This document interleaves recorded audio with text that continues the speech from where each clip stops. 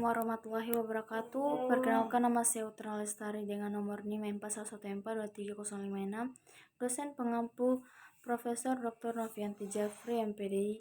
Di sini saya akan menjelaskan tentang filsafat ketuhanan dalam Islam. Oke, langsung saja pada materi tentang pengertian filsafat ketuhanan. Filsafat ketuhanan adalah pemikiran tentang Tuhan dengan pendekatan akal budi, yaitu memakai apa yang disebut sebagai pendekatan filosofis.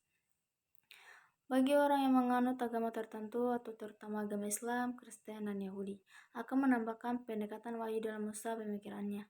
Tuhan atau Allah ialah sesuatu yang dipentingkan atau dianggap penting oleh manusia sedemikian rupa, sehingga manusia merelakan dirinya dikuasai didominir oleh sesuatu itu.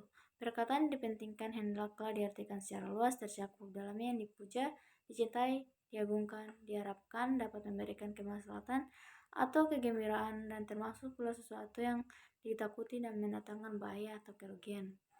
Persepsi manusia tidak dapat mencapai pengetahuan yang memadai tentang sumber asal dari benda-benda masalahnya adalah mengetahui asas-asas mutlak identitas pemikiran keberadaan. Asasnya adalah Tuhan, karena Tuhan adalah satuan mutlak atau identitas pemikiran keberadaan. Tuhan adalah suatu tak beruang dan tak berwaktu, sedang dunia adalah suatu pluralitas ruang waktu.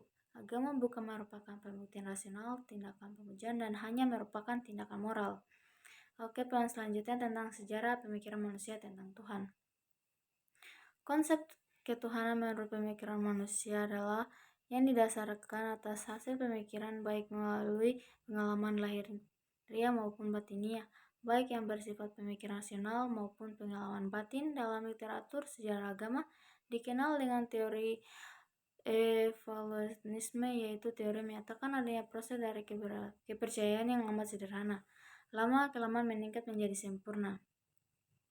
Selanjutnya tentang animisme. Di samping kepercayaan dinamisme, masyarakat primitif juga mempercayai adanya roh dalam hidupnya. Setiap benda yang dianggap benda baik mempunyai roh.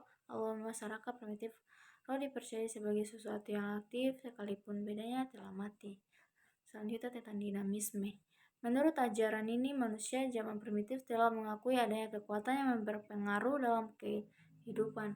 Mula-mula suatu yang berpengaruh tersebut ditunjukkan pada benda. Setiap mempunyai pengaruh pada manusia, ada yang berpengaruh positif dan ada yang berpengaruh negatif.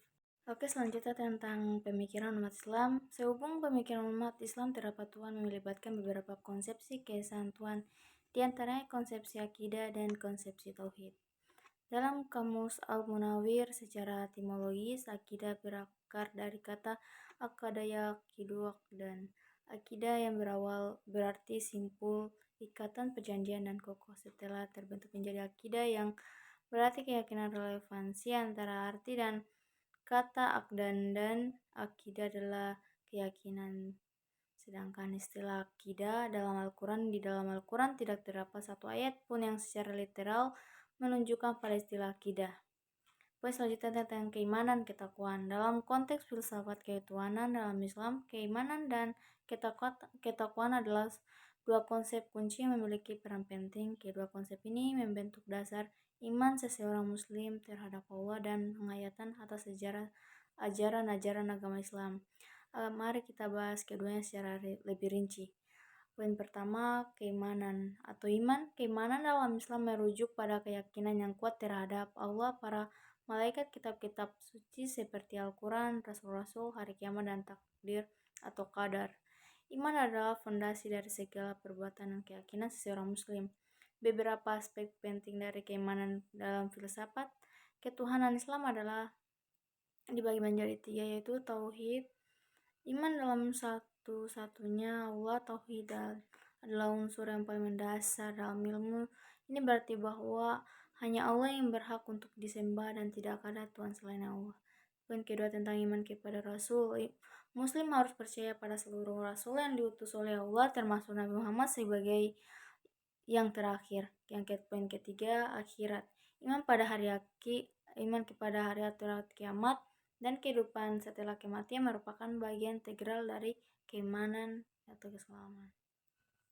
Oke, selanjutnya bagian ketakwaan atau takwa. Ketakwaan adalah konsep moral dalam Islam yang mengacu pada kesadaran diri terhadap Allah, kepatuhan pada ajarannya, dan penghindaran dari tindakan dosa dan kejahatan. Ketakwaan di sisi lain adalah cara konkret untuk mengaktualisasikan keimanan. Ini adalah tindakan nyata yang mencerminkan kepatuhan dan pengabdian kepada Allah dalam kehidupan sehari-hari. Ketakwaan juga mencakup aspek moral dan etika, sehingga individu yang bertakwa diharapkan untuk menjalani kehidupan yang benar, adil, dan bermoral. Dalam kata lain, bekerjalah seakan-akan engkau masih ada, hidup besok, dan beribadahlah seakan-akan engkau akan mati besok. Terima kasih, mungkin saja presentasi dari saya. Assalamualaikum warahmatullahi wabarakatuh. You don't even